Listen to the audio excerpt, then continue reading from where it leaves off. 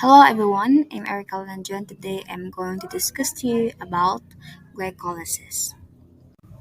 So what is glycolysis? Well, if you break down the word glyco plus lysis, glyco is associated with the word sugar and lysis means to split apart. So glycolysis, you're splitting apart a glucose molecule. Glucose is a 6-carbon molecule and in glycolysis, glucose will be split apart into two molecules of pyruvate. Glycolysis can be broken down into two phases and it occurs in 10 steps. So, in the first phase, which represents steps 1 to 5, this is known as the investment phase. And in the second phase, which occurs to steps 6 to 10, is known as the payoff phase. Now, what comes to your mind when you think of investment? So, when you hear the word investment, it carries the idea that you have to buy first in order you sell for more later. In that case of glycolysis, you need to put in energy so that you can get more. So, here are the 10 steps of glycolysis. The first step in glycolysis is the conversion of D-glucose into glucose 6-phosphate. Here, the glucose ring is phosphorylated. Phosphorylation is the process of adding a phosphate group to a molecule derived from ATP.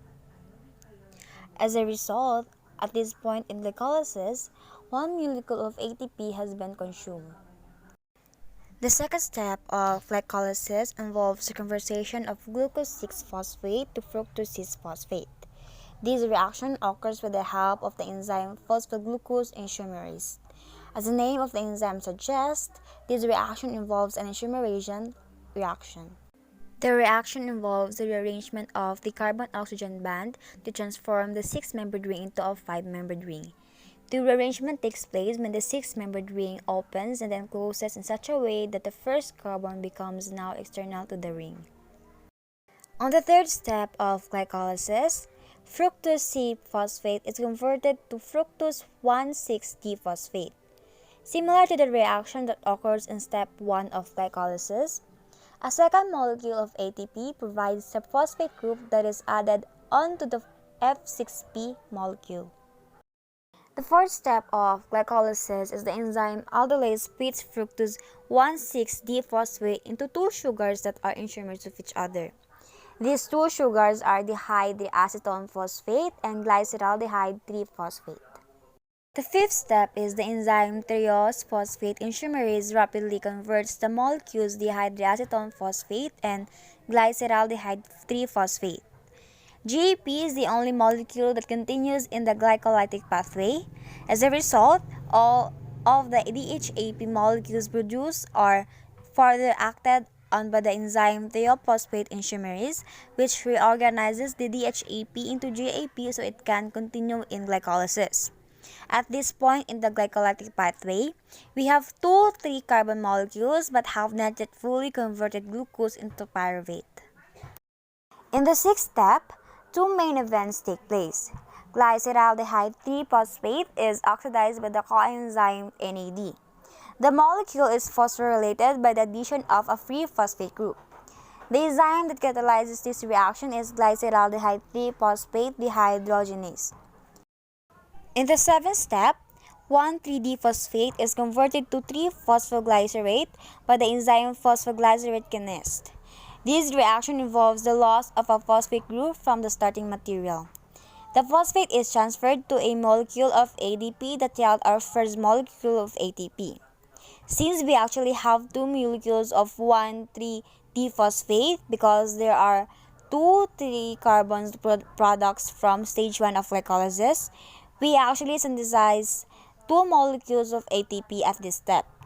With these synthesizers of ATP, we have cancelled the first two molecules of ATP that we used, leaving us with a net of 0 ATP molecules up to this stage of glycolysis. In the eighth step of glycolysis involves a simple rearrangement of the position of the phosphate group on the 3-phosphoglycerate molecule, making it 2-phosphoglycerate.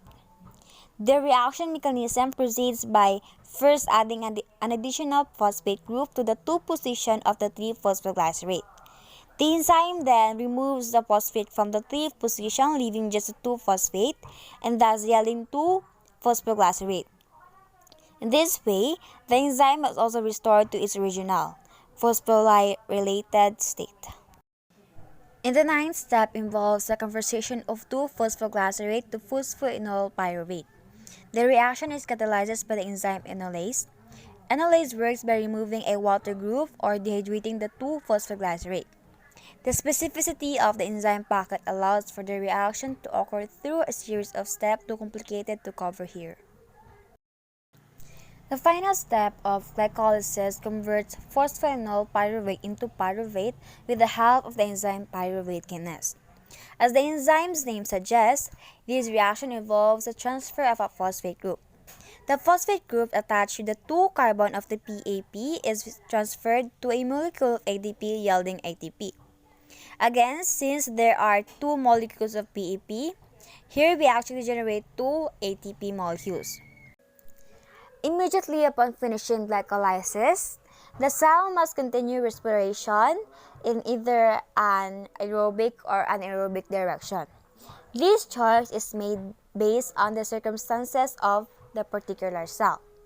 A cell that can perform aerobic respiration and which finds itself in the presence of oxygen will continue onto the aerobic citric acid cycle on the mitochondria. If a cell able to perform aerobic respiration is in a situation where there is no oxygen, it will move into a type of anaerobic respiration called homolactic fermentation. Some cells, such as a yeast, are unable to carry out aerobic respiration and will continue move into a type of anaerobic respiration called alcoholic fermentation. Goodbye guys, till next time, adios. Thank you for listening and God bless.